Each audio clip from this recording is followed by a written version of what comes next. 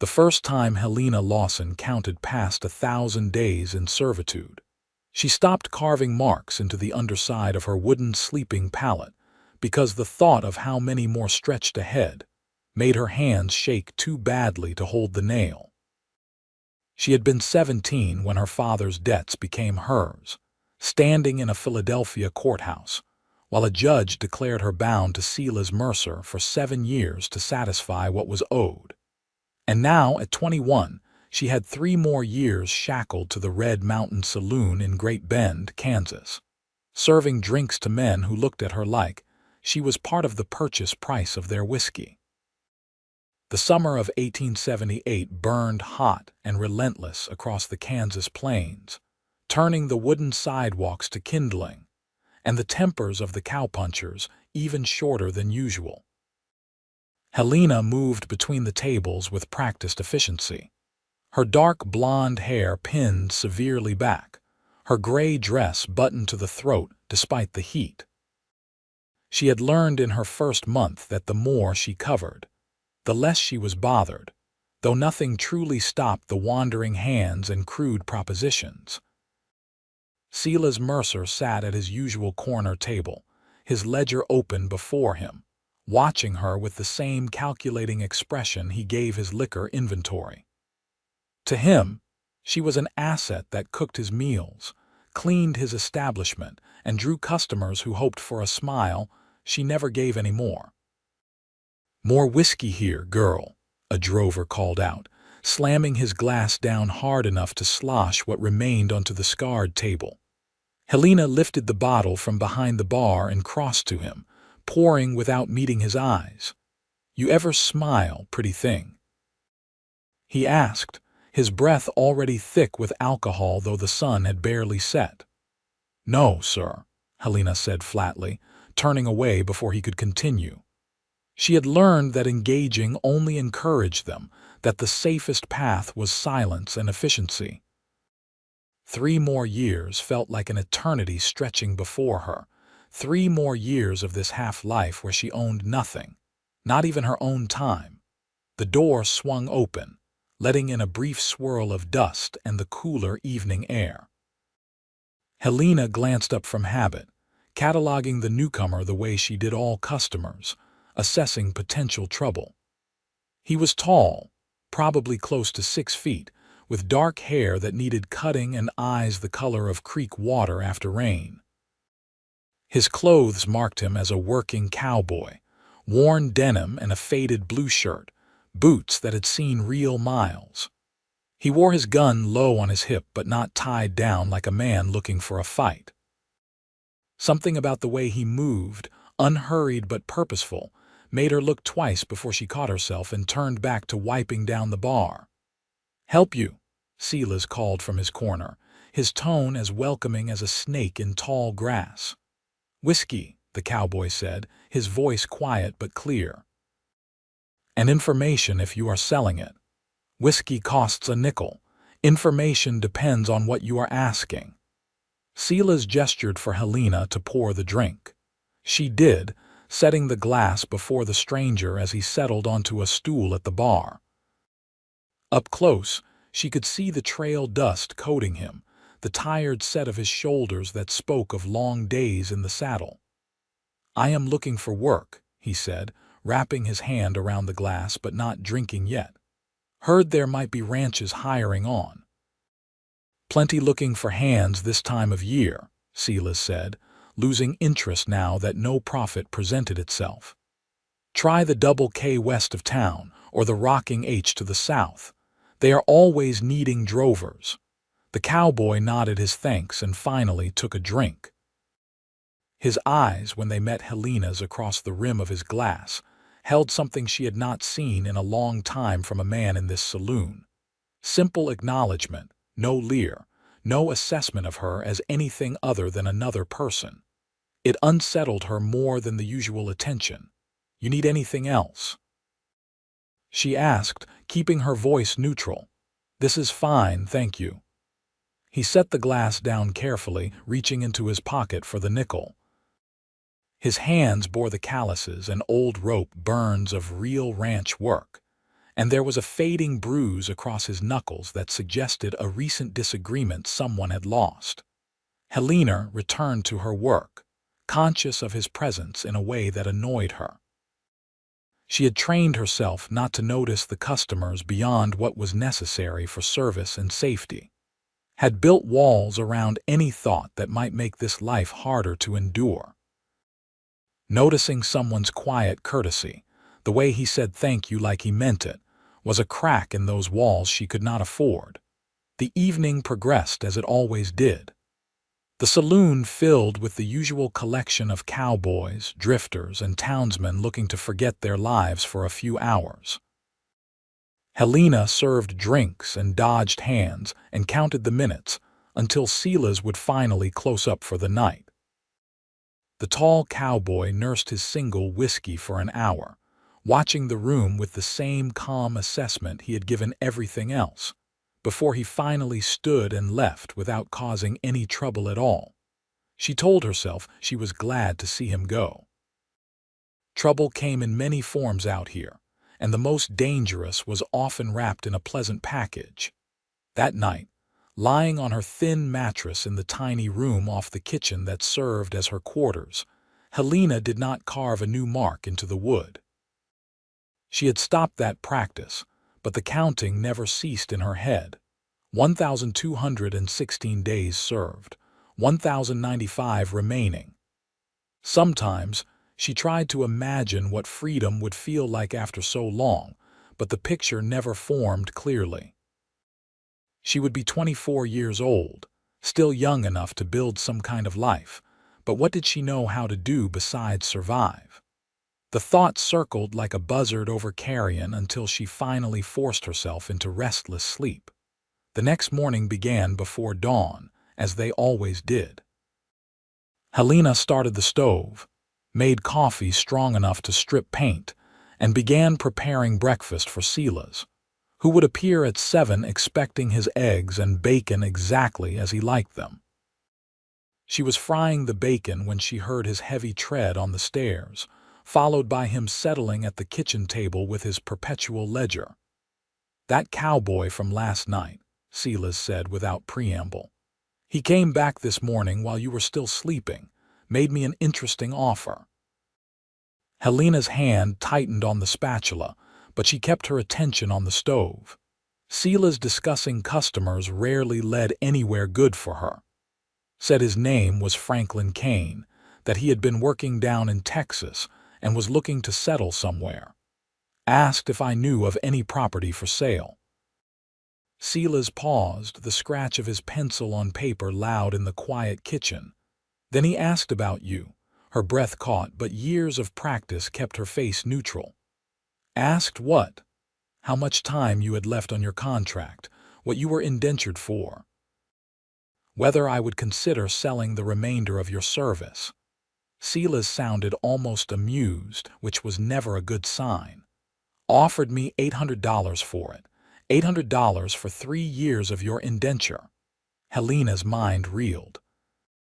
That was more than 3 times what most contracts sold for, more than she could possibly be worth to a stranger. What did you tell him? I told him the contract was not for sale, Silas said, and Helena felt something in her chest ease slightly. Then he continued, "Yet. Told him to come back tomorrow with 900 and we would discuss it further." The bacon burned. Helena snatched the pan off the heat, her hands shaking. "You cannot sell my contract to a stranger. What kind of work does he expect for that price? What does he think he is buying?" "The contract does not specify the work, only that you provide service for the term," Silas said, his voice flat. "And I can sell it to whoever I please. That is the nature of an indenture, girl. You should have thought about that before your father gambled away more than he could pay." Rage flared hot and bright in Helena's chest, the same rage that had gotten her through 4 years already. Her father had been dead for 3 years, killed in a brawl over cards 6 months after she had been indentured. The debt had been his, but the payment was hers, and there was not a single day she did not hate him for it, even as she mourned him. "Make fresh bacon," Silas ordered, returning his attention to his ledger as if selling a human being was no more remarkable than trading a horse. Helena scraped the burned meat into the slop bucket and started again, her mind racing. Franklin Kane. She tried to remember details from the previous night. He had been polite but not overly friendly, had drunk little, had not approached her beyond the single exchange about the whiskey. Nothing about him had suggested the kind of man who would pay a fortune for an indentured woman, unless his intentions were exactly what she feared. The day passed in a haze of dread. Helena went through her tasks mechanically, serving the midday meals to the few customers who came in, cleaning the saloon, preparing the evening service. Every time the door opened, she tensed, expecting to see Franklin Kane walk through it, but he never appeared. By the time the evening crowd began to filter in, her nerves were stretched taut as telegraph wire. Silas sat at his corner table as always, but tonight there was an anticipatory gleam in his eyes that made her stomach turn. $900 would set him up well, she realized. $900 was enough to buy the saloon outright from its current owner, to expand his business, to live comfortably for years. Of course, he would sell her. She was nothing to him but a means to an end, and she had been foolish to think otherwise. The door opened at 8:30. Franklin Kane stepped through, looking no different than he had the night before except perhaps cleaner, his dark hair damp like he had recently bathed. His eyes found Silas first, then flickered to Helena behind the bar. She saw no triumph in his expression, no satisfaction, just that same calm assessment. "Kane," Silas greeted him, waving him over to the corner table. "You have what we discussed." "I do." Franklin pulled a pouch from inside his jacket, setting it on the table with a heavy clink of coins. "Count it if you want. It is all there." Silas did count it, his fingers moving swiftly through the gold and silver, his lips moving as he tallied. Helena forced herself to keep working, pouring drinks for the other customers, but every nerve in her body was tuned to that corner table. Finally, Silas nodded, satisfaction spreading across his face. "The contract is yours then," he said, pulling a folded document from his inside pocket. It was creased and worn, the paper yellowed with age and handling. Helena's entire life for the past 4 years, reduced to a single sheet. She is a hard worker, I will give her that. Knows cooking and cleaning, can handle a rowdy room. Whatever you want her for, she will learn quick. Franklin took the contract, unfolding it to read the cramped handwriting in the dim lamplight. Helena watched his face for any reaction, any hint of what he intended, but he gave nothing away. Finally, he refolded it and stood. "Helena Lawson," he said, his voice carrying across the room, "get your things. We are leaving." The saloon went quiet. Every eye in the room turned to watch the scene unfold. Helena felt pinned in place, caught between the familiar horror of her current life and the unknown terror of whatever came next. "Now," she managed, her voice steadier than she felt. "Now," Franklin confirmed. "Unless you have a reason to linger." She had nothing but the clothes she wore and a spare dress in her room. It took her less than 5 minutes to gather her meager possessions into a small bundle, her hands moving automatically while her mind spun. When she returned to the main room, Franklin was waiting by the door, his expression patient.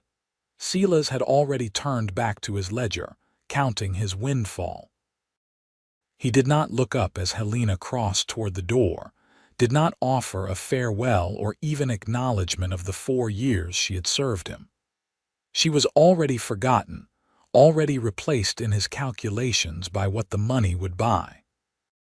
"Thank you for your service, Miss Lawson," Franklin said quietly as they stepped out into the night. The formality of it, the courtesy, was so unexpected that Helena nearly stumbled. He caught her elbow to steady her, his grip firm but not painful, releasing her as soon as she found her balance. "Where are we going?" Helena asked, proud that her voice did not shake despite the fear coursing through her. "Hotel first," Franklin said, starting down the wooden sidewalk. "You will want a proper bed tonight. Tomorrow we will figure out the rest." "The rest of what? What do you expect from me?" The questions burst out before she could stop them, all the fear and anger of the day crystallizing into words. "Why did you buy my contract? What kind of service do you think $900 purchased?" Franklin stopped walking, turning to face her fully. In the lamplight spilling from the nearby buildings, his face was serious but not unkind. "I expect nothing from you, Miss Lawson. I bought your contract because no person should be owned by another, and because I had the means to end your servitude." Helena stared at him, certain she had misheard. "What?" Instead of answering, Franklin reached inside his jacket and pulled out the contract. Before Helena could react, he tore it cleanly in half, then in half again, letting the pieces flutter to the dust at their feet. "You are free. No indenture, no debt, no obligation to me or anyone else." The world tilted. Helena looked down at the torn paper, 4 years of her life in pieces on the ground, and could not make sense of what she was seeing. "That makes no sense. You paid $900 to just destroy it." "I paid $900 because that was the price of your freedom," Franklin said simply. "Now you can decide what you want to do with it." "That is insane." Helena heard her voice rising but could not control it, 4 years of suppressed emotion suddenly boiling over. "Nobody does that. Nobody spends that kind of money for nothing in return. What is your real intention? What do you actually want?" Franklin regarded her steadily, letting her anger wash over him without flinching. When he finally spoke, his voice was gentle. "My mother was indentured when she came to this country from Ireland. 15 years old, bound to a family in Boston for 6 years to pay for her passage. The man of the house thought the contract meant he owned all of her, if you understand my meaning."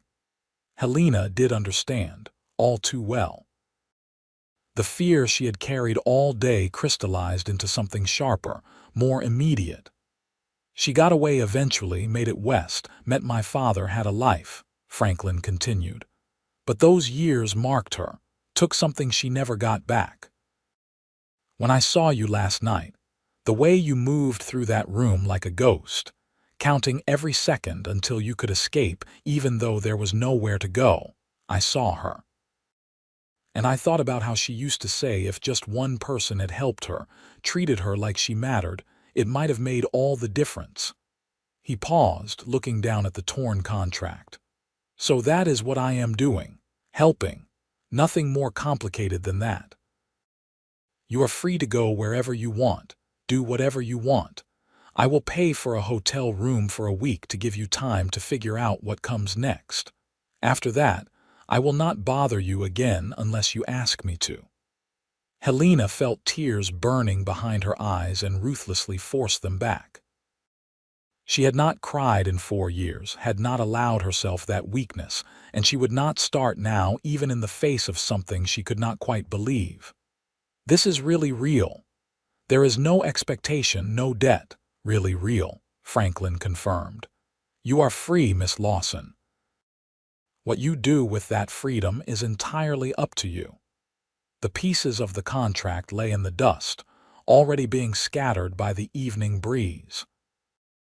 Helena stared at them, then at Franklin Kane, this stranger who had just upended her entire world with an act of such incomprehensible kindness that she had no framework to process it. Freedom. The word felt foreign, too big to fit inside her understanding. "I do not know what to do," she admitted, the words pulled from somewhere deep inside. "I have not made a choice about my own life in 4 years. I do not know how anymore." "That is all right," Franklin said. "You will remember. It might take some time, but it is like anything else.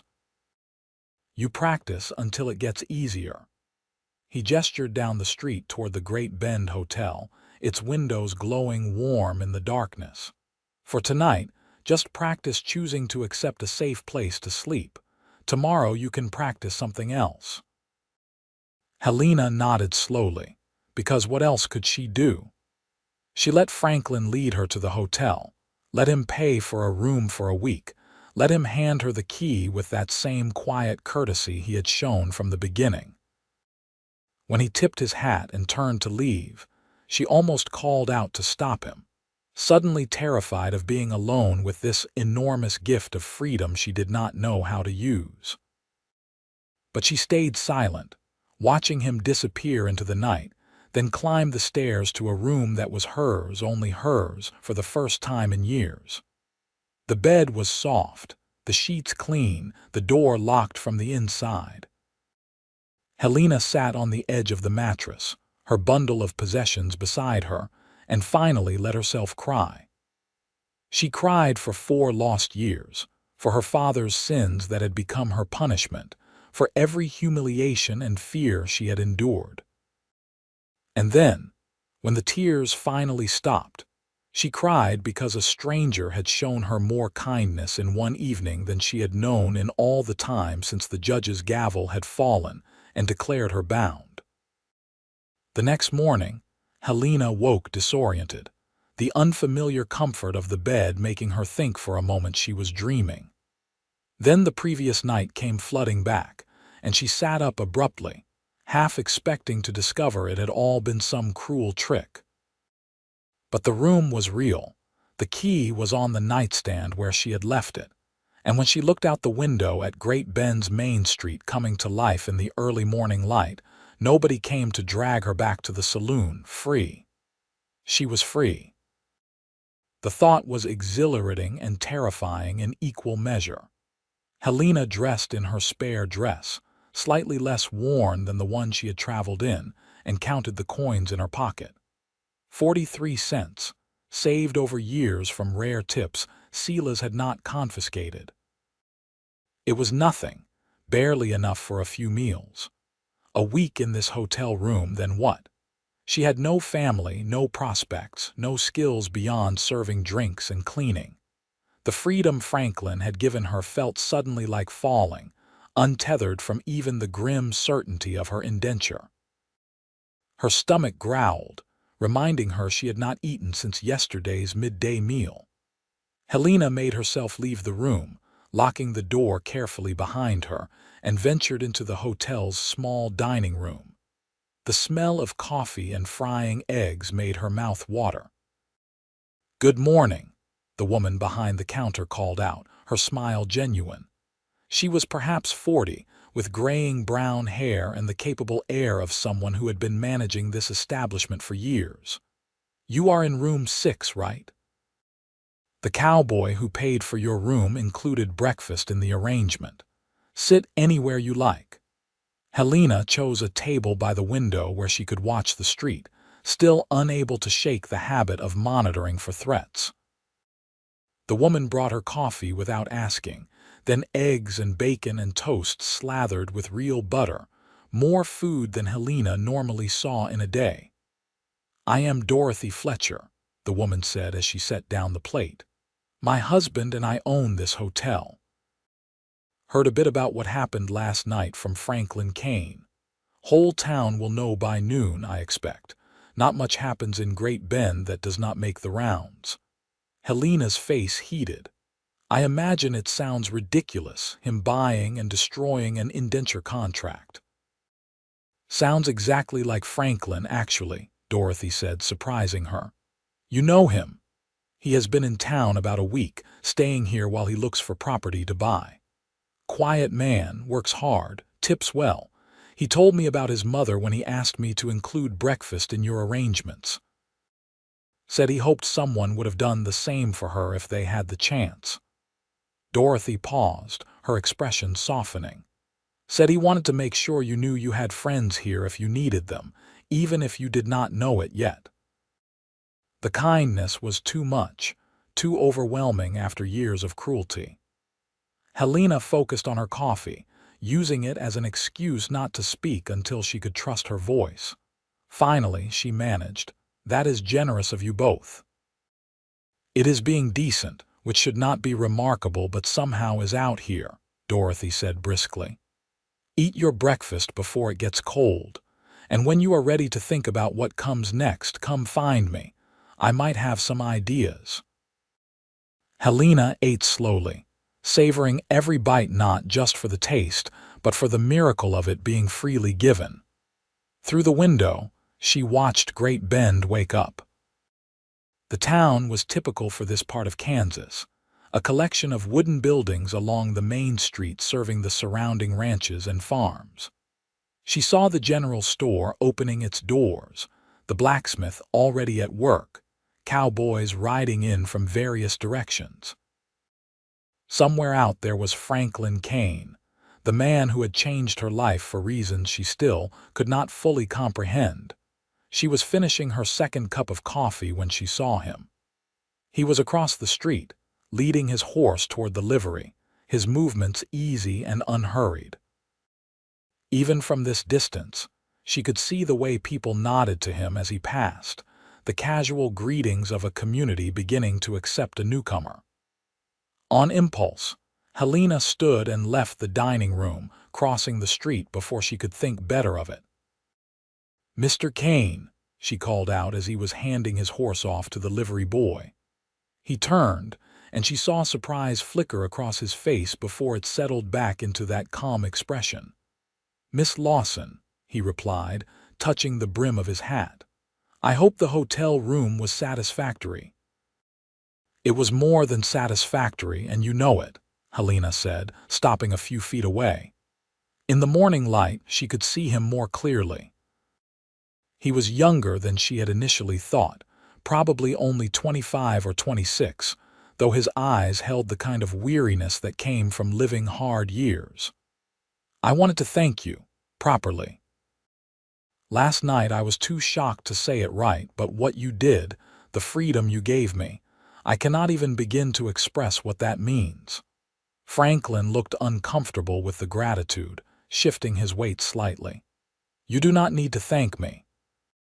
I just did what should have been done years ago by someone else." "But they did not, and you did," Helena persisted. "That matters, you matter." She paused, gathering courage for what she wanted to ask next. "Mrs. Fletcher said you are looking to buy property here. Are you planning to stay in Great Bend?" "That is the idea," Franklin confirmed. "I have been working as a cowhand for 8 years, saving what I could. Time to put down roots somewhere, build something of my own." "What kind of something?"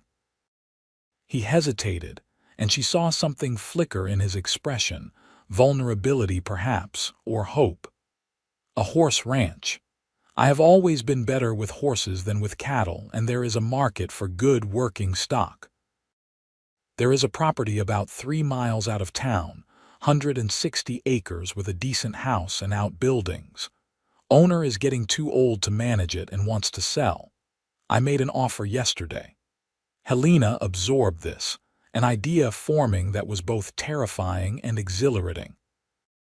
A ranch that size would need help to run properly, someone to manage the house, handle the cooking and such. Franklin's eyes met hers, understanding dawning. "It would, but Miss Lawson, I did not free you from one kind of servitude to trap you in another. You do not owe me work or anything else." "I know," Helena said, and realized she meant it. The fear from last night had faded in the clear light of day, replaced by something she had not felt in years, possibility.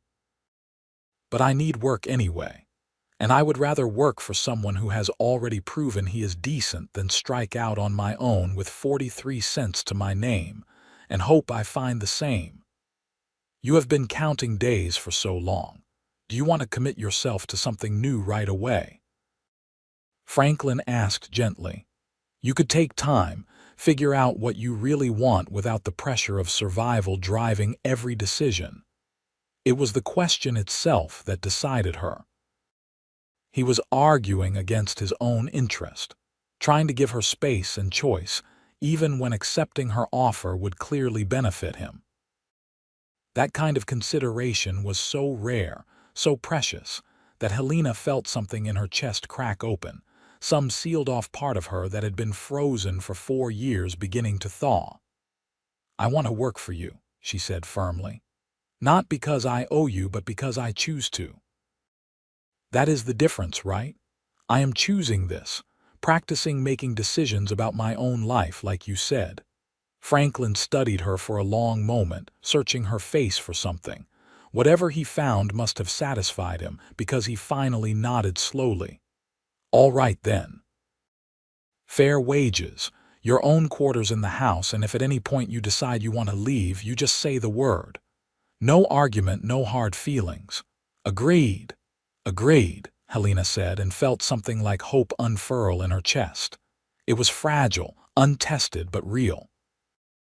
"The property sale should finalize in about a week," Franklin continued, his tone becoming more businesslike, though his eyes remained kind.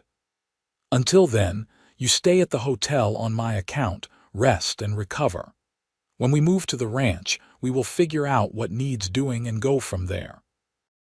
Helena wanted to argue that she could work now, that she did not need rest, but the truth was she was bone-tired in a way that went beyond physical exhaustion. 4 years of being constantly on guard, of measuring every word and movement for safety, had worn her down to the foundations. A week to simply be, without demands or danger, sounded like a luxury beyond measure. "Thank you," she said again, because the words felt necessary even if they were inadequate. "For all of it." Franklin tipped his hat again, a small smile finally breaking through his serious expression. "You are welcome, Miss Lawson. Now go enjoy your freedom. That is an order from your future employer." The gentle humor in his voice made her smile in return, and she realized with a start that it was the first genuine smile she had given anyone in years. It felt strange on her face, unpracticed, but also right in a way she had almost forgotten. The next week passed in a strange dream-like state. Helena slept late for the first time since her indenture, ate regular meals, and slowly began to rediscover what it felt like to live without constant fear. Dorothy Fletcher took her under her wing, introducing her to the other women in town, helping her buy some fabric to make new dresses now that she did not have to dress defensively. The women welcomed her with varying degrees of warmth, some curious, some suspicious, but none hostile. Word had indeed spread about Franklin buying and destroying her contract, and opinion seemed divided between thinking him a fool and thinking him noble. Helena did not care which they chose, only that nobody questioned her right to walk free. She saw Franklin occasionally during that week, usually in passing on the street or once when he came to the hotel to inform her the property sale had gone through. He was always polite, always respectful of her space, never presuming on the connection between them.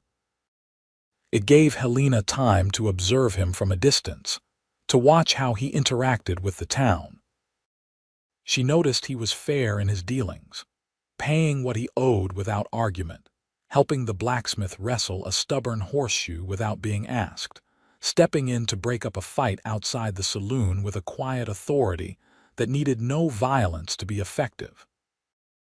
He was, she realized, a genuinely good man, and those were rare enough that she felt the unfamiliar stir of something beyond gratitude when she saw him. On the 8th day, Franklin arrived at the hotel with a wagon to transport her belongings, meager though they were, out to the ranch. Dorothy hugged her goodbye and made her promise to come to town for the ladies' social circle meetings. And then Helena was climbing up onto the wagon seat beside Franklin, leaving Great Bend proper behind. The ride took about 40 minutes, the wagon rolling through the Kansas prairie under a sky so blue and vast it hurt to look at. Grassland stretched in every direction, broken occasionally by stands of cottonwood trees along creek beds. The air smelled of dust and wild grasses and possibilities. "There," Franklin said eventually, pointing ahead. "That is home now if you want it to be." The house came into view, a solid two-story structure of white painted wood with a wide porch wrapping around the front. Outbuildings clustered nearby, a barn, a chicken coop, corrals for the horses. It was not grand by any means, but it was well maintained and real, a place someone could actually build a life. "It is perfect," Helena said softly, and meant it. Franklin helped her down from the wagon, then carried her bundle inside. The house was sparsely furnished but clean, with a main room that served as kitchen and living space, a small office off to one side, and stairs leading to the second floor where the bedrooms were. He showed her to the larger of the two spare rooms, which had a bed, a dresser, and a window overlooking the front of the property. "This is yours," Franklin said, setting her bundle on the bed. "My room is down the hall and the third bedroom is storage right now. You can arrange things however you like." Helena looked around the room, her room, with its door that locked from the inside and its window she could open or close as she pleased. Freedom, she was learning, was made up of 1,000 small choices she had been denied for so long. "What would you like me to start with?" she asked, turning to face Franklin. "I imagine after a week of you managing alone, things need attending to." "Honestly, I was just planning to show you around today, let you settle in," Franklin said. "But if you are eager to start, I would not say no to a real meal. I am a terrible cook." Helena smiled, feeling on surer ground now that there was a task to accomplish. "I can do that. Show me the kitchen supplies and I will make us something for supper." The kitchen was basic but functional, with a good cast iron stove and a decent supply of staples. Franklin left her to it, heading out to tend to the horses in the barn, and Helena tied on an apron and got to work. It felt strange to be cooking without the pressure of Silas's exacting standards or the need to feed a room full of drunken cowboys. She could take her time, make things the way she actually liked them, season the food to her own taste. Another small freedom, another choice reclaimed. She made biscuits and gravy with fried ham, simple food but made with care. And when Franklin came in for supper, the look of genuine appreciation on his face when he tasted it warmed something in her she had not known was cold. "This is wonderful," he said after his second bite. "I've been living on burned beans and jerky for too long." "It is just biscuits and gravy," Helena protested, but she felt pleased nonetheless. "It is a home-cooked meal at a real table which makes it wonderful," Franklin corrected gently. "Thank you." They ate in comfortable silence for a while, the evening light slanting through the windows, the sounds of the prairie settling in for night drifting through the open door. It was peaceful in a way Helena had forgotten life could be. "Tell me about the horse ranch you want to build," she said eventually, curious about this man who had changed her life so completely. "What is your vision for this place?" Franklin leaned back in his chair, his expression thoughtful. "I want to breed and train working horses, the kind that can handle ranch work and long trails. Good-tempered animals with strength and sense.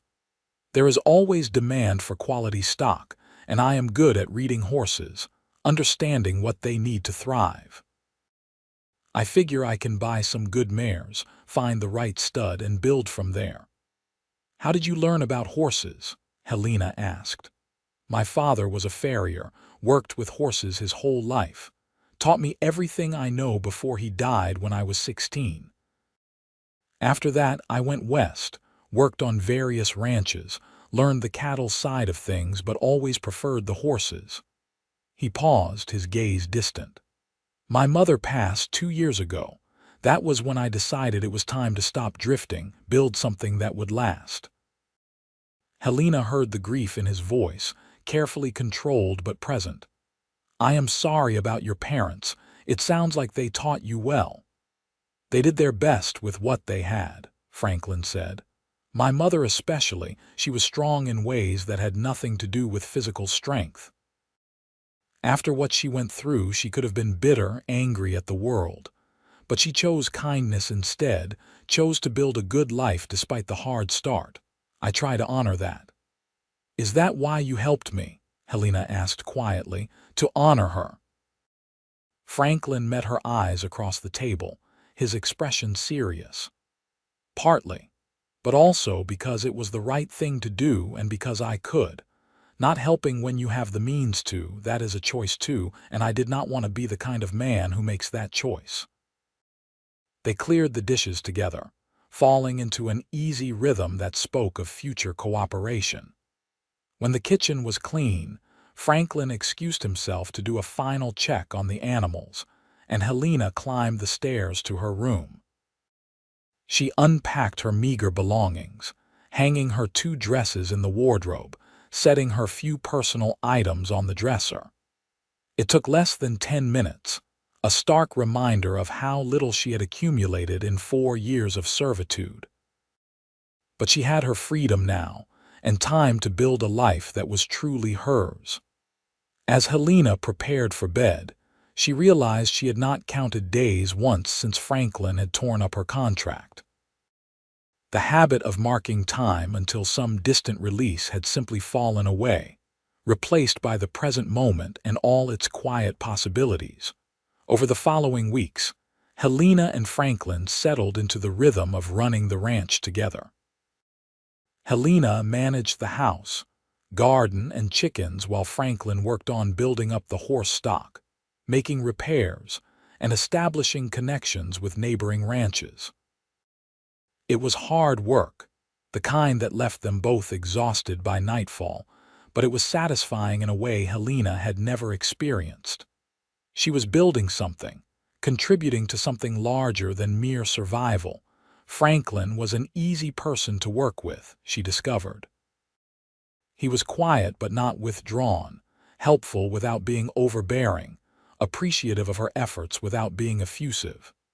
He treated her as an equal partner in the enterprise, asking her opinion on decisions, listening when she had suggestions. It was so different from her years with Silas that sometimes Helena had to stop and remind herself this was real, that not all men were like the ones she had been forced to serve. And slowly, so gradually she barely noticed it happening, Helena found herself watching for Franklin's return when he had been out checking fences, found herself smiling at his dry observations over dinner, found herself caring about his opinion in ways that had nothing to do with employment. It terrified her, this thawing of emotions she had locked down for so long. She had told herself she would never be vulnerable to anyone again, never give someone power over her feelings. But Franklin seemed to slip past her defenses without even trying, simply by being consistently kind and decent. One evening in late September, nearly 2 months after Helena had come to the ranch, a storm rolled across the plains with the violence typical of Kansas weather. Thunder cracked like rifle shots, and lightning illuminated the prairie in stark flashes. Helena was preparing dinner when she heard Franklin come in, dripping wet despite his oilskin coat. "That came up fast," he said, hanging the coat by the door and running a hand through his soaked hair. "I got the horses secured, but we might lose some shingles off the barn if the wind keeps up like this." Helena handed him a towel, trying not to notice the way his wet shirt clung to his shoulders. "Change into dry clothes before you catch cold. I will keep dinner warm." He flashed her a grateful smile and headed upstairs. Helena turned back to the stove, firmly redirecting her thoughts to the practical matter of food. But when Franklin returned, dressed in dry clothes with his hair still damp and tousled, she felt that same flutter in her chest that was becoming increasingly familiar. They ate while the storm raged outside, the lamplight making the kitchen feel like a warm haven against the violence beyond the walls. Lightning flashed, and Helena flinched despite herself, old fears from her years at the saloon surfacing unbidden. "You all right?" Franklin asked, his voice gentle. "Fine," Helena said automatically, then stopped herself. She was done with automatic responses meant to deflect and protect. "Actually, no. Storms make me nervous. Silas used to get mean when he drank, and he always drank more when the weather was bad. I am safe here, I know that, but old habits are hard to break." Franklin's jaw tightened, anger flashing across his face before he controlled it. "I am sorry you went through that, and for what it is worth, you are safe here. That is a promise." "I believe you," Helena said, and realized she truly did. It was remarkable, really, that after everything she had endured, she could still trust someone. But Franklin had earned that trust through consistent action, never once giving her reason to doubt his word. The storm intensified, wind howling around the house, rain lashing against the windows. Then, with a tremendous crack, the world went white with lightning and dark again, and Helena heard something crash behind the house. Franklin was on his feet instantly, grabbing a lamp. "Stay here.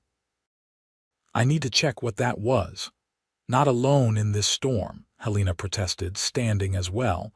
"If something happened, you might need help." He looked like he wanted to argue but recognized the determination in her face. "All right, but stay close." They ventured out into the storm, Franklin holding the lamp high despite the rain trying to extinguish it. Behind the house, they found the source of the crash. Lightning had struck one of the old cottonwood trees, splitting it and sending a massive branch crashing down onto the chicken coop. The hens were in a panic, those that had not been crushed fluttering around in distress. "We need to get them secured before they scatter," Franklin shouted over the wind. "Can you help me round them up?" Helena did not hesitate, plunging into the chaos of feathers and fear. Working together, soaked to the skin and buffeted by wind, they managed to corral the surviving chickens into the barn, giving them shelter until the coop could be repaired. It took nearly an hour of work in the storm, both of them muddy and exhausted by the time they finally stumbled back into the house. "That could have been much worse," Franklin said, stripping off his coat again and surveying the muddy tracks they had left across the floor. "We only lost 3 hens, which is a mercy considering." Helena looked down at herself, covered in mud and chicken droppings, her hair hanging in wet ropes, and suddenly started laughing. It bubbled up from somewhere deep inside, genuine amusement at the absurdity of it all, and once she started, she could not stop. Franklin stared at her for a moment, then he started laughing too, the sound rich and warm in the lamplight. "We are a sight, that is for certain. I have been through this much trouble before and never found it funny," Helena gasped out between laughs. "But somehow this feels different, like we are fighting the chaos together instead of just surviving it." "That is exactly what it is," Franklin agreed, his laughter fading to a warm smile. "We make a good team, Helena." It was the first time he had used her given name, and something about the intimacy of it in that moment, both of them bedraggled and laughing in the aftermath of crisis, made Helena's heart skip. She saw something shift in Franklin's expression too, laughter giving way to something deeper, more uncertain. "We should clean up," she said quietly, suddenly aware of how close they were standing, how his eyes seemed darker in the lamplight. "Yes," Franklin agreed, but neither of them moved. The moment stretched between them, charged with possibility, until finally Franklin stepped back, breaking the spell. "You can use the kitchen pump to wash up. I will go change and clean up the mud." Helena nodded, not trusting her voice, and waited until he had gone upstairs before letting out a shaky breath. She was in dangerous territory now, feeling things for Franklin Kane that went well beyond gratitude or even friendship. It was attraction, certainly, but also something deeper, a recognition of kindred spirits, of two people who had both known hardship and chosen to meet it with grace rather than bitterness. The question was what to do about it. Helena had no experience with courtship, no framework for navigating these feelings. Her parents' marriage had been practical more than romantic, and her years of indenture had taught her only what she did not want. She was stepping into unknown territory with no map to guide her. That night, lying in her bed and listening to the storm finally blow itself out, Helena made a decision. She would be honest both with herself and with Franklin. If these feelings grew, she would not hide them. If they passed, she would accept that. But she would not let fear dictate her choices, not anymore. She had been given a second chance at life, and she intended to live it fully, whatever that meant. The next morning dawned clear and washed clean, the kind of perfect day that followed prairie storms. Helena woke early and went downstairs to find Franklin already in the kitchen, attempting to make coffee with limited success. "Let me," she said, gently taking the pot from him. "You have many talents, but coffee making is not among them." "No argument there," Franklin said ruefully. "I was going to start on the chicken coop repairs after breakfast. The hens cannot stay in the barn indefinitely." "I will help," Helena offered. "Between the two of us, it should go quickly." They worked through the morning, clearing debris and rebuilding what the storm had destroyed. It was hot work under the climbing sun, and Helena tied her hair back with a scarf and rolled up her sleeves, forgetting to be self-conscious about the impropriety. Franklin worked beside her, his movements efficient and sure, and they fell into the easy partnership that had become natural to them. "You know, I never asked what your plans were before your father's debt bound you into servitude," Franklin said as they took a break in the shade, sharing water from a dipper. "What did you want to do with your life?" Helena considered the question, reaching back to a girl she had almost forgotten. "I wanted to be a teacher," she admitted. "I love reading, love learning, and I thought it would be wonderful to help children discover that same joy. But my family did not have money for the training, and then after my father died and I was indentured, it seemed like a foolish dream from another life." "It does not have to stay a dream," Franklin said thoughtfully. "Great Bend does not have a proper school, just mothers taking turns teaching their children. A real teacher would be welcome, I imagine." "I would need books, supplies, and actual teaching credentials," Helena pointed out, but she felt a flutter of hope at the thought. "That takes time and money." "Then we will work toward it," Franklin said simply. "You have given me help building this ranch. Fair is fair that I help you build toward what you want to."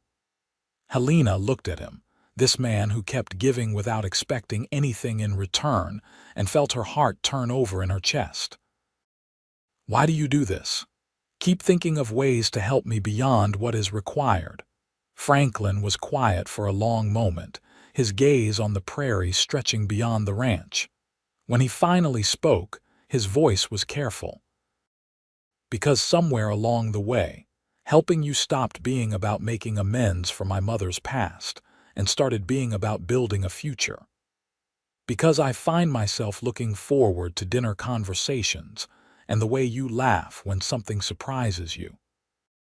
Because you are strong and kind and resilient, and I admire that more than I can properly express." Helena's breath caught. "Franklin, I do not know how to do this. Court someone, let someone close. The last 4 years taught me to trust no one, to protect myself above all else. But with you, I find myself wanting to try anyway, which is terrifying." "It is terrifying for me too," Franklin admitted, finally looking at her directly. "I spent years drifting, never letting myself get attached to places or people because I knew I would just move on eventually. Then I met you, and suddenly staying put, building something lasting, those things became not just possible but necessary. But I do not want to pressure you, Helena. You deserve to choose your own path without obligation. I am choosing you, Helena said, the words coming out stronger than she felt. Not because I owe you, but because when I think about the future, the possibilities I want to explore, you are in all of them. That is my choice, freely made. The smile that broke across Franklin's face was like sunrise, transforming his usually serious expression into something radiant. Then I choose you too, and we will figure out the rest as we go. He reached out slowly, giving her time to pull away, and when she did not, he took her hand in his. His palm was calloused and warm, and Helena felt the simple touch all the way through her bones. It was not her first time being touched by a man, but it was the first time she had chosen it, welcomed it, wanted it. That made all the difference. They finished the chicken coop repairs with their hands occasionally brushing, with shared smiles and a new awareness of each other that made the work feel less like labor and more like collaboration toward a shared future. It was evening before they finally returned to the house, both tired and satisfied with what they had accomplished. Over dinner, they talked more openly than they ever had before, sharing stories from their childhoods, their fears and hopes, all the small details that built intimacy. Helena told Franklin about her mother, who had died when she was 12, about learning to manage a household too young, about her father's slow descent into gambling that had eventually destroyed them both. Franklin told her about growing up the son of immigrants, about watching his parents build a life from nothing, about the day he left home with $30 and a determination to make his own way. "You think they would be proud of us?" Helena asked as the lamp burned low. "Your mother, my mother, do you think they would approve of what we are becoming?" Franklin considered this seriously, his hand covering hers on the table. "I think my mother would have loved you. And I think your mother would be proud of the strength you have shown, surviving what would have broken many people.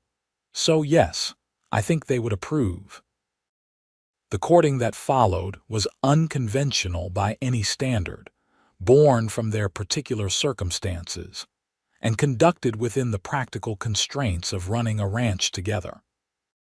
They had no chaperone, no formal calls or parlor visits, but they did have shared work and quiet evenings, conversations over dishes and stolen moments of hand-holding when the tasks of the day were complete. It was not the courtship Helena would have imagined in her girlhood, but it was real and honest and theirs. Franklin was patient with her hesitations, never pushing for more than she was ready to give, understanding without needing explanation that trust was hard-won and easily fractured. When he finally kissed her for the first time, 6 weeks after their declaration in the shadow of the half-built chicken coop, it was gentle and questioning, giving her every opportunity to refuse. But Helena did not refuse, rising up on her toes to meet him, claiming this choice like she had claimed all the others since her freedom. The kiss was everything and nothing like she had imagined. Sweet and careful, with an undercurrent of restrained passion that made her shiver. When they finally parted, both breathing a bit harder, Franklin rested his forehead against hers. "I love you," he said quietly. "I have for a while now, but I wanted you to be sure of your feelings before I said it." "I love you too," Helena whispered back, tasting the words and finding them true. "It terrifies me, but it is true nonetheless." "We will be terrified together then," Franklin said with a hint of humor, and kissed her again. Winter came to the Kansas plains, bringing cold winds and occasional snow that turned the prairie into a stark landscape of white and gray.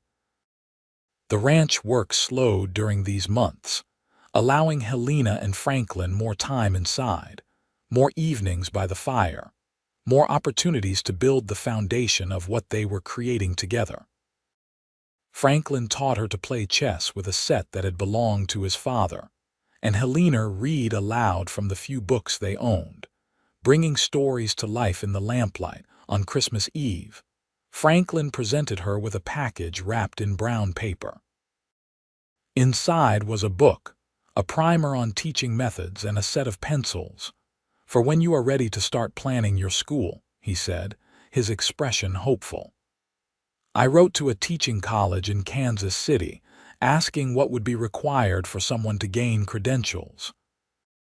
They said with your education and a course of study done by correspondence, it would be possible. It will take time, but if you want it, we will make it happen." Helena threw her arms around him, overwhelmed by the thoughtfulness, the care he had put into understanding her dreams. "Thank you. This is the best gift I have ever received. You have given me a home and a future," Franklin said into her hair. "A teaching book seems like a poor exchange for that." "It is a perfect exchange because you understand what matters to me," Helena corrected. "That is worth more than any material thing." They were married in early March of 1879, in a simple ceremony at the Great Bend Church with Dorothy and her husband standing as witnesses. Helena wore a new dress she had sewn herself, pale blue with real lace at the collar, and Franklin wore his best suit, his hair carefully combed. The preacher kept the ceremony brief, understanding that these were working people with a ranch to run. But Helena barely heard the words anyway, too focused on Franklin's eyes and the enormity of what they were promising each other.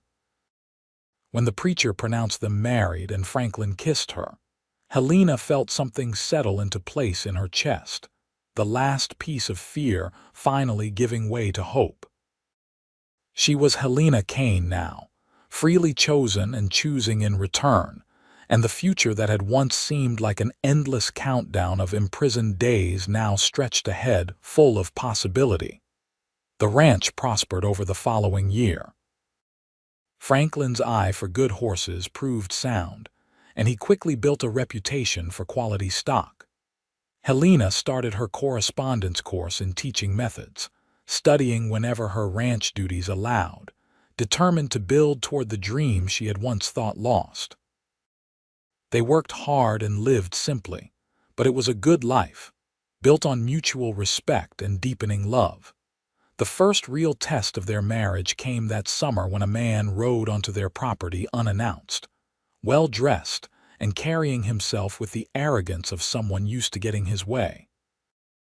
Helena was in the garden when she saw him, and something about his bearing made her immediately uneasy. "Can I help you?" Franklin called from the barn, walking out to meet the stranger. "I am looking for an indentured woman named Helena Lawson," the man said, his voice carrying clearly across the yard. "I was told she might be found here." Helena's blood turned to ice. She stood slowly, wiping her hands on her apron, her mind racing through possibilities, none of them good. "There is no indentured woman here," Franklin said evenly. "Only my wife, Helena Kane." "What business do you have with her?" The stranger's eyes found Helena across the yard, and she saw calculation in them. "I represent a client who claims to have held a valid indenture contract on Miss Lawson, purchased from a Silas Mercer in Great Bend last year. My client was away conducting business when the contract changed hands, and upon returning and learning of this, he sent me to recover his property." "I am nobody's property," Helena said, walking forward to stand beside Franklin. "My contract was legally purchased and then destroyed, ending the indenture." "A contract cannot be destroyed by someone other than the original creditor without proper legal procedure," the man said, pulling papers from his jacket. "My client has filed a complaint with the territorial court, claiming the sale and destruction were conducted without his knowledge or approval as a secondary claim holder. He purchased interest in your father's original debt, Miss Lawson, which means he had a legal right to object to the terms of your indenture's conclusion. Helena felt the world tilting. Everything she had built over the past year suddenly threatened. That cannot be legal. The debt was satisfied when Franklin bought my contract from Mercer. We will let the courts decide that, the man said smoothly. In the meantime, I have a writ here ordering you to return to Philadelphia for the hearing. If you fail to comply, my client will press charges for theft of property and breach of contract. Franklin stepped forward, his hand resting on Helena's back in silent support. How convenient that your client only discovered this problem after my wife has built a new life. Smells like someone saw an opportunity to extort money from us by threatening what we have created. The stranger's expression did not change. My client's motivations are his own. The law is clear. Miss Lawson must appear before the court in Philadelphia within 90 days, or face arrest and forcible return. After that, whether she remains free or returns to servitude is up to the judge's interpretation of the contract's terms. He handed the papers to Franklin and tipped his hat mockingly. I have delivered the summons. What you do with it is up to you, but I would advise compliance. My client has considerable resources and is not known for mercy toward those who defy him. The stranger rode away, leaving Helena and Franklin standing in their yard, the summons heavy in Franklin's hands. Helena felt 4 years of terror come rushing back, the certainty that she would never truly be free, that her father's sins would haunt her forever.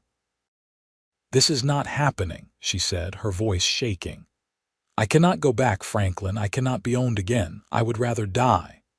You are not going back, Franklin said firmly, pulling her into his arms. We will fight this, hire a lawyer, prove the sale was legal. You are free, Helena. This is just someone trying to take advantage of complicated laws and hope we are too poor or scared to challenge it. What if we cannot win? Helena whispered against his chest.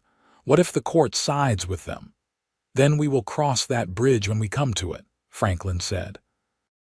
But I did not free you just to let someone else enslave you again.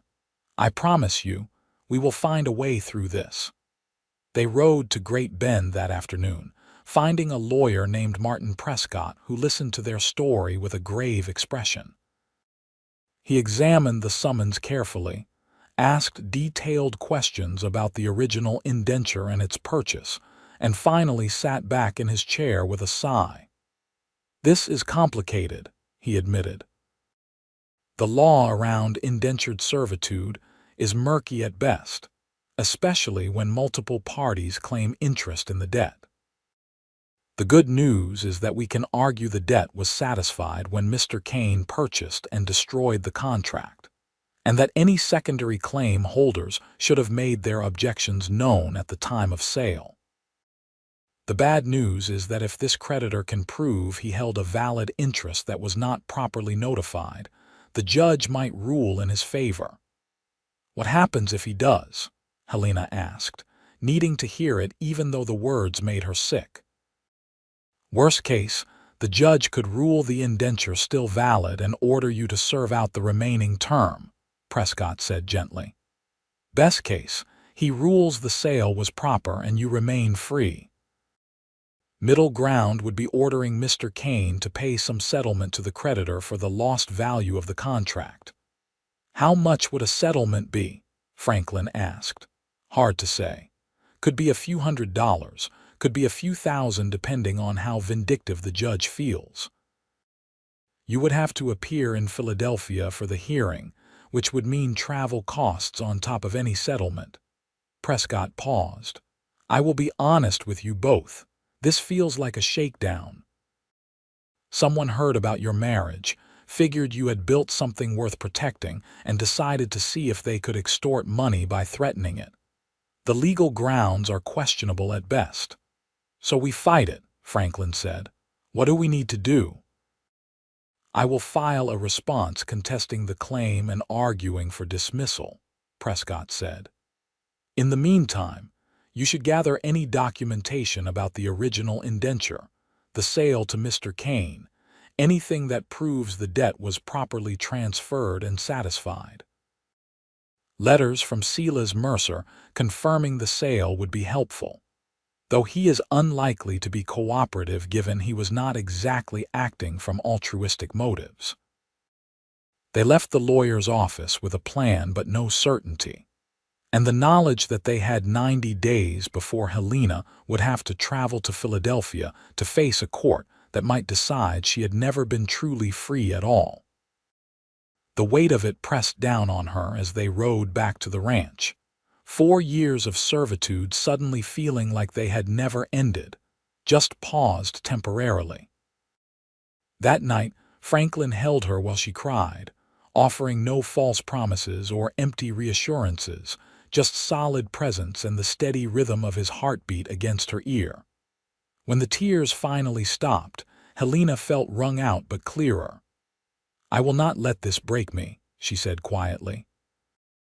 "I survived 4 years with Silas. I can survive this too." "You can, but you do not have to survive alone," Franklin reminded her. "We are in this together, whatever comes." The next months were consumed with preparation for the hearing. Martin Prescott filed their legal responses and gathered documentation, while Helena and Franklin tried to maintain the normal rhythm of ranch life, even as uncertainty hung over them like a storm cloud. They received word that Silas Mercer had indeed confirmed the sale, but in the most perfunctory terms possible, clearly not wanting to involve himself further. Other documents proved harder to obtain, lost to bureaucracy and distance. Helena threw herself into work, finding solace in physical labor that left her too tired to worry. She also continued her teaching studies, determined that whatever happened in Philadelphia, she would not lose sight of the future she was building. Franklin watched her with concern but respected her need to cope in her own way, offering support without smothering. As the date for their departure approached, Helena found herself swinging between hope and despair. Some days, she was certain the judge would see through the obvious shakedown and rule in their favor. Other days, she was convinced she would be leaving Kansas a free woman and returning in chains. Franklin remained steadfast through all of it, making arrangements for neighbors to care for the ranch during their absence, booking passage on the train to Philadelphia, holding her when the fear became too much. The night before they were to leave, Helena stood on the porch watching the sun set over the prairie. This land had become home in a way nowhere else ever had, these wide spaces and endless sky the backdrop to her freedom and her love. The thought of losing it, of losing Franklin and everything they had built, was unbearable. "We are going to win this," Franklin said, coming out to stand beside her. "I feel it in my bones. That judge is going to take one look at the facts and throw this whole thing out." "You cannot know that," Helena said, but she appreciated the confidence in his voice even if she could not quite share it. "No, I cannot," Franklin agreed. "But I know this. Whatever happens in Philadelphia, we will face it together. If they try to take you, I will find a way to buy you free again. If they demand money, we will pay it and rebuild. If they rule in our favor, we come home and live our lives. But either way, Helena, you are not alone in this. You have me, and I am not going anywhere." Helena turned to him, this man who had saved her in every way that mattered, and pulled him down for a kiss that held all the words she could not quite express. When they finally parted, she rested her head on his shoulder and watched the stars come out, gathering strength for whatever tomorrow would bring. The journey to Philadelphia took 6 days by train, the landscape changing from open prairie to gradually more settled farmland, small towns giving way to cities as they traveled east.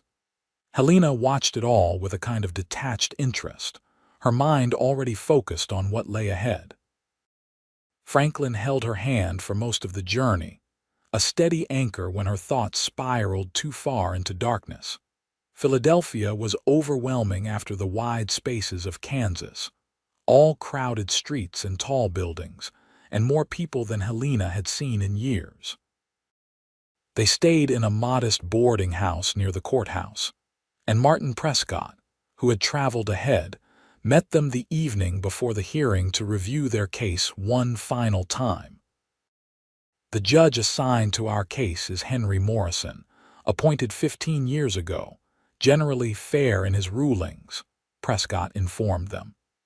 He is not known for sympathy toward debtors, but he is also not known for tolerating obvious manipulation of the system. Our argument is straightforward.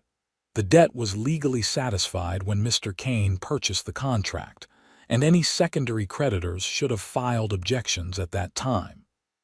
Their argument will be that they had no knowledge of the sale until after the fact, and therefore could not have objected.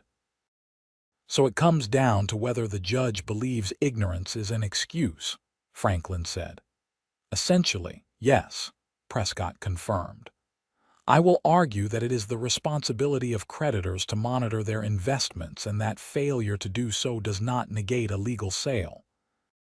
They will argue that the sale was conducted with suspicious haste, suggesting an attempt to circumvent proper procedure. Judge Morrison will decide which argument he finds more compelling. Helena barely slept that night, her mind playing through every possible outcome until Franklin finally pulled her close and made her promise to at least try to rest. She must have dozed eventually, because suddenly Franklin was gently shaking her awake and pale dawn light was filtering through the boarding house window.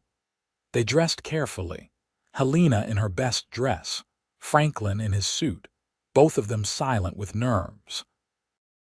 The courthouse was a massive stone building that seemed designed to intimidate, all columns and formal architecture. Inside, their footsteps echoed on marble floors as Prescott led them to the assigned courtroom. The opposing party was already there, and Helena saw him immediately. A man in his 50s with silver hair and expensive clothes, accompanied by a lawyer who looked equally prosperous. This was the creditor, the man who claimed her father's debt, gave him ownership of her labor, her time, her life. He looked at her with the same expression Silas had used, assessing property rather than seeing a person. All rise for the Honorable Judge Henry Morrison, the bailiff called, and everyone stood as the judge entered. He was perhaps 60, with iron-gray hair and sharp eyes that swept the room with practiced assessment, before he took his seat. This is the matter of Marcus Whitfield versus Helena Kane, formerly Lawson, regarding the contested termination of an indentured servitude contract, the judge said, his voice carrying authority. Counselors, I have reviewed the filings. Mr. Prescott, you may present your argument. What followed was hours of legal wrangling that made Helena's head spin.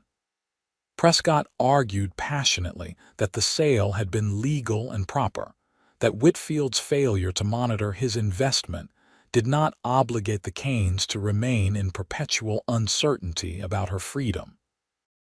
Whitfield's lawyer countered that the sale had been deliberately rushed to avoid proper notification, that his client had been defrauded of his legal right to contest the terms. Through it all, Helena sat beside Franklin, their hands clasped under the table, barely breathing as their entire future was debated like an academic exercise. Finally, after what felt like an eternity, the judge called for closing arguments. Your Honor, Prescott said, standing to address the court, at the heart of this matter is a simple question. Does the law allow for endless uncertainty in a person's status? Miss Kane, as she was then, was indentured through no fault of her own, trapped in servitude to pay her deceased father's debts. When Mr. Kane bought and terminated that contract, he believed he was acting legally to free her. If we now say that unknown creditors can appear years later to contest such actions, we are saying that no indentured person can ever truly know if they are free. That would be a perversion of justice, Your Honor. The law must have finality. The sale was legal, properly conducted, and should stand. Whitfield's lawyer stood, his expression grave. Your Honor, my client does not dispute that Miss Kane has suffered, but suffering does not negate legal obligation. My client held a valid interest in the debt that created her indenture, purchased in good faith from the original creditor years before. He was not notified of the sale, had no opportunity to object or negotiate, and only learned of it after the fact. To allow such sales to proceed without proper notification is to allow fraud, to permit debts to be erased without regard for all parties involved. My client asks only for what is legally his, either restoration of the contract for the remaining term or compensation for its improper termination. The judge was silent for a long moment, his expression unreadable. Finally, he spoke. I will take this matter under advisement and deliver my ruling tomorrow at 10 o'clock. Court is adjourned. The wait was agony. Helena and Franklin returned to the boarding house, neither of them able to eat or do anything productive, just sitting together in their room as the hours crawled by. Helena found herself counting again, old habits resurfacing under stress. 24 hours until they would know. 1,440 minutes, every one of them an eternity. Whatever he decides, it does not change how I feel about you, Franklin said as evening fell. You are my wife, my partner, my love. That is true regardless of what some judge says about your legal status. But if he rules against me, I could be forced into servitude again, Helena said, voicing her deepest fear.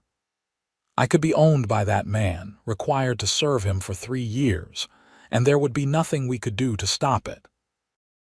Then I would find a way to buy you free again, Franklin said fiercely. Sell the ranch, sell everything we own, but I would find a way. You are not going back to that life, Helena. I promise you. She wanted to believe him, but she had learned too well that good intentions did not always overcome cold legal reality. They held each other through the night, finding what comfort they could in physical closeness when words failed. The courtroom was packed when they arrived the next morning, word having spread that the ruling was coming. Helena recognized some faces from the previous day, curious onlookers drawn by the drama of it all. She kept her eyes forward, refusing to give them the satisfaction of seeing her fear. Judge Morrison entered and the room fell silent. He carried a single sheet of paper, his expression as unreadable as it had been throughout the proceedings. When he finally spoke, his voice was measured and clear. I have considered the arguments presented by both parties, reviewed the relevant law, and examined the documentation of the original indenture and its subsequent sale. This matter raises important questions about the balance between creditor rights and human dignity. Helena's heart hammered so hard she felt dizzy. Franklin's hand tightened on hers. The law allows for indentured servitude as a means to satisfy debts, and it allows for such contracts to be bought and sold. However, the law also requires that such transactions be conducted with proper notification of all interested parties. The question before this court is whether Mr. Whitfield's lack of notification invalidates the sale conducted by Mr. Kane. The judge paused, and Helena thought she might be sick from the tension. I find that it does not, Judge Morrison continued, and Helena felt Franklin's grip turn painful as hope flared. While Mr. Whitfield's interest in the original debt was legitimate, his failure to register that interest with the court or monitor the status of the indenture contract is his own responsibility. The law cannot protect creditors who fail to exercise due diligence in managing their investments. To rule otherwise would be to create perpetual uncertainty for every person seeking to end an indenture contract, never knowing if some unknown creditor might appear years later to contest their freedom. Furthermore, the judge continued, his tone becoming sharper, this court cannot ignore the timing of Mr. Whitfield's claim. Miss Kane, now Mrs. Kane, was indentured and freed more than a year ago. Mr. Whitfield claims he only recently learned of this, yet the evidence suggests he was aware of her status change within months of its occurrence. The delay in filing his claim suggests opportunism rather than legitimate grievance, an attempt to extract money from the Kanes rather than to protect his legal interests. The judge looked directly at Whitfield, his expression stern. This court will not be used as a tool for such exploitation. The sale of the indenture contract to Mr. Kane was legal and proper. The subsequent destruction of that contract ended Mrs. Kane's servitude permanently. Mr. Whitfield's claim is dismissed with prejudice, meaning it cannot be refiled. This matter is concluded. The gavel came down with a sound like thunder, and suddenly Helena could breathe again. Free. She was truly, legally, permanently free. No more shadows, no more uncertainty, no more fear that someone would appear to claim her as property. Franklin pulled her into his arms, and she heard him let out a shaky laugh of pure relief. "Thank you, Your Honor," Prescott was saying, his voice warm with satisfaction. "Justice has been served today." Whitfield stood abruptly, his face flushed with anger, but his lawyer was already gathering papers and urging him toward the door. They left without a word, and Helena felt a savage satisfaction at his defeat. He had tried to take everything from her, and he had lost. Outside the courthouse, standing in the Philadelphia sunshine, Helena finally let herself believe it was over. The nightmare that had begun in this city 5 years ago was finally, truly ended. She was free, married to a man she loved with a future that was entirely her own to shape. "Let us go home," she said to Franklin, and the word had never felt more right. Home. Not to the city where her father's debts had destroyed her life, but to Kansas, to the ranch, to the life they were building together. The journey back to Kansas felt different from the journey east, lighter somehow despite the same landscapes rolling past the train windows. Helena slept better, ate better, laughed more freely. The weight she had carried for so long, the constant vigilance for the next threat, had finally lifted. She was truly free, and the reality of that was almost overwhelming. They arrived back at the ranch in late autumn to find their neighbors had cared for everything beautifully. The horses were healthy, the house clean, even the garden had been maintained. Dorothy Fletcher had organized the whole community effort, and when Helena tried to thank her, she just laughed. "That is what neighbors do," Dorothy said. "Besides, Franklin bought your freedom the first time. I figured we could help you keep it the second time around." Life settled back into its comfortable rhythm after that, but with a new depth born from having faced and overcome a serious threat. Helena threw herself into her teaching studies with renewed passion, determined to make the most of the freedom she had fought so hard to keep. Franklin continued building the horse ranch, his reputation growing as word spread about the quality of his stock and his fair dealing. That winter, Helena took on her first student, the daughter of a neighboring rancher who wanted his child to learn proper reading and mathematics. It was just one student, but it was a beginning, proof that her dream of teaching was possible.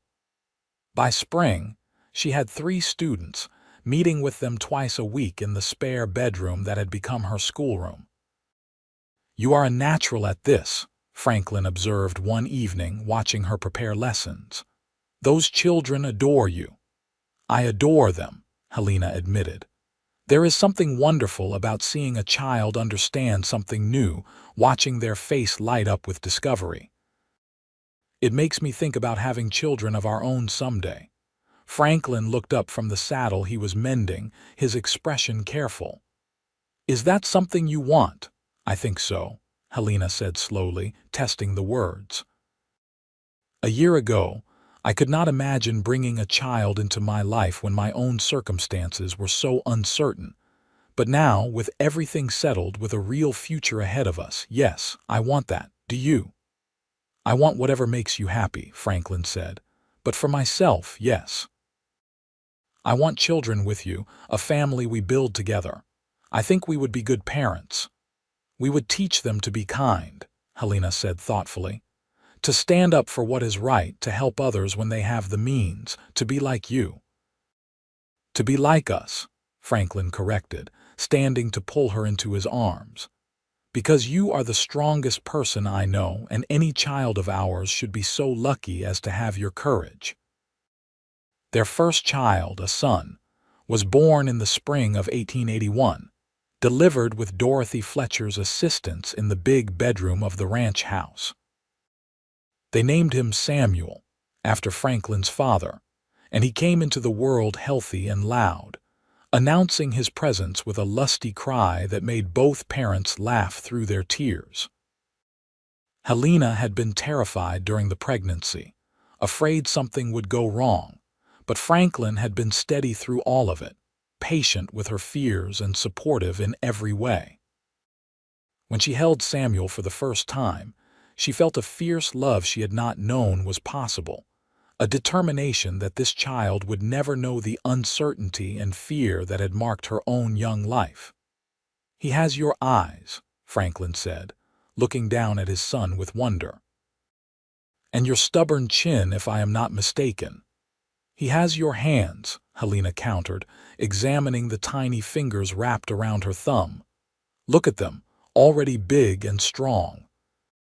They brought Samuel home from the birthing room to find the house filled with gifts from neighbors, food and baby clothes and hand-carved toys. The community that had rallied around them during the court case had embraced them fully, accepting them as permanent parts of the fabric of Great Bend society. Helena continued teaching as Samuel grew, now working from home and bringing the children to the ranch for lessons. Franklin built a proper schoolroom in one of the outbuildings, with desks and a chalkboard and shelves for the growing collection of books Helena accumulated. By Samuel's second birthday, she had 8 students, ranging in age from 6 to 13, all hungry for the education she provided. You are building something important here, Martin Prescott said one day when he rode out to visit.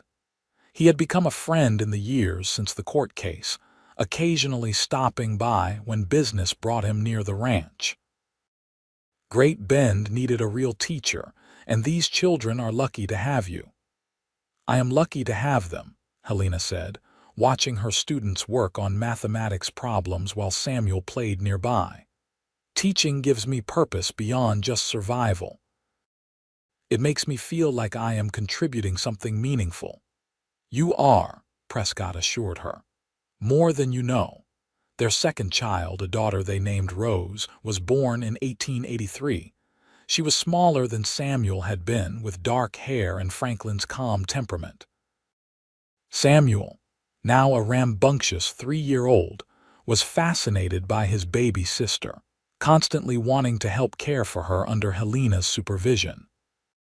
Our family is growing, Franklin said one evening, all 4 of them gathered in the main room, Samuel playing with his toy horses while Rose slept in Helena's arms. This life we have built, it is more than I ever imagined having. It is more than I ever imagined deserving, Helena said quietly. Some days I still cannot believe this is real, that I am free and loved and building something lasting. You deserve this and more, Franklin said firmly.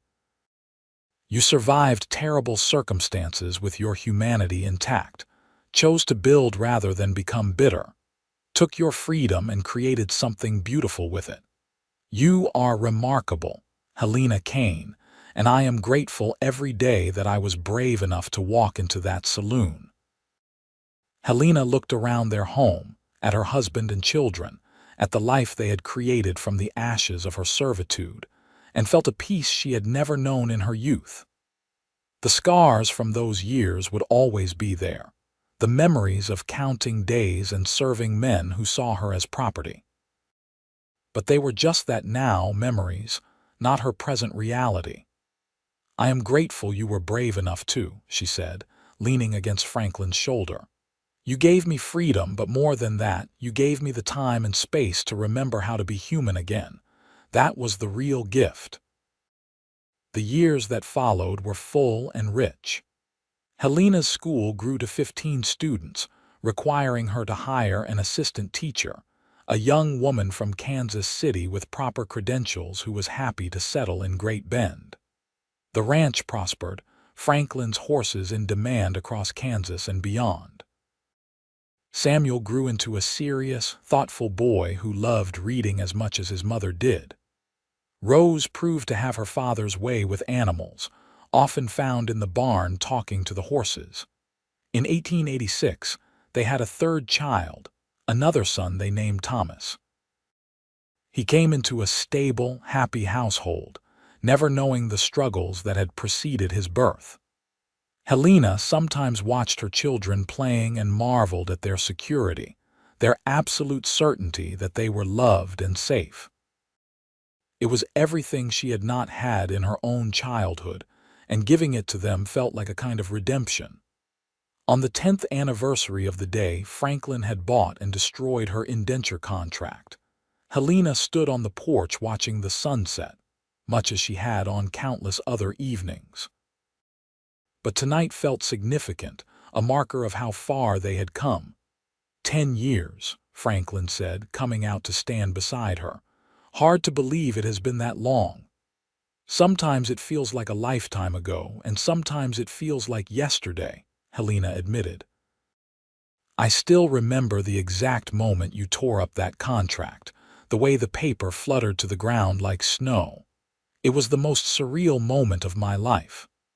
I remember being terrified you would refuse my help, that you would think I had ulterior motives," Franklin said. "I did not know how to explain that I just could not walk away, could not leave you trapped when I had the means to free you." "Your mother would be proud of you," Helena said, taking his hand. "You honored her suffering by ending mine. That matters more than you know." They stood in comfortable silence for a while, watching the colors paint the sky. Inside, they could hear the children playing, Samuel reading to his younger siblings, their voices bright with laughter. "We have built a good life," Franklin said eventually. "Not perfect, but good. Honest. Full of love." "We have," Helena agreed. "And it started the moment you chose kindness over indifference, the moment you decided my freedom mattered. Everything good in my life traces back to that choice." "Everything good in my life traces back to meeting you," Franklin countered. "You gave me purpose, a reason to settle down, to build rather than drift. We saved each other, I think." Helena considered this, the truth of it settling into her bones. "Yes, we did."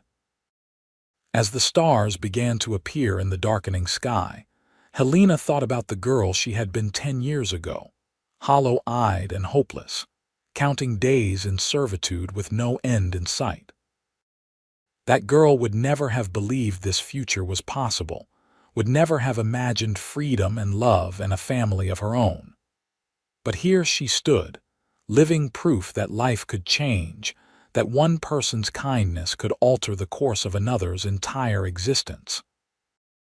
"Come inside," Franklin said gently. "The children will want their good-night story, and I believe it is your turn." Helena smiled, letting him lead her back into their home, into the life they had built together from a single act of compassion. Behind them, the prairie stretched endless under the emerging stars, vast and wild and free, just like the future that still lay ahead. The end came naturally, quietly, decades later when Helena and Franklin were old and gray, their children grown with families of their own. Their ranch passed to Samuel, who ran it with the same integrity his father had shown. Helena had taught 2 full generations of Great Bend children, retiring only when her eyesight began to fail. Franklin had bred horses until his hands grew too stiff with arthritis to work effectively, then spent his final years teaching grandchildren the skills he had learned from his own father. They died within a year of each other, Helena peacefully in her sleep at 78, Franklin following her at 79, as if he could not bear to be apart from her for long. The entire town mourned them, remembering the quiet cowboy who had bought and freed an indentured woman, and the teacher who had educated their children with patience and love. Their children buried them side by side on a hill overlooking the ranch, with a shared headstone that reads simply, Franklin and Helena Kane. They chose love and freedom. It was enough. It said everything that mattered. And in Great Bend, for generations after, people told the story of the cowboy who destroyed a contract to free a woman he did not know, and the life they built together from that single act of radical kindness. It became a legend of sorts, a reminder that one person's choice could change the world, at least for someone. That love and decency were worth fighting for, worth building upon, worth remembering. The ranch still stands, worked now by Franklin and Helena's descendants, the original house preserved as it was, a museum to the family who built it. Visitors come to see it, to hear the story, to stand where Helena stood that first night as a free woman, and understand what freedom really means. Some say on quiet evenings, when the wind blows just right across the prairie, you can still hear laughter from the house, children playing and adults reading, the sounds of a family built on love rather than obligation. Whether that is true or just romantic fancy does not really matter. What matters is that the story endures, passed down through generations, a testament to the truth that kindness is never wasted, that freedom is worth fighting for, and that love, freely chosen, can transform everything. Helena counted days in servitude until a cowboy bought her contract and tore it up, giving her freedom. But what she found after that, what they built together, was something far more precious than the mere absence of chains. They found partnership and purpose, built a family and a legacy, transformed suffering into strength and fear into love. That is the real story. Not just that she was freed, but what she did with that freedom. Not just that he was kind, but that his kindness planted seeds that grew into something neither could have imagined. Together, they proved that the cruelty of the past need not dictate the future, that one moment of choosing right over easy could echo across generations. And in the end, that was enough. More than enough. It was everything.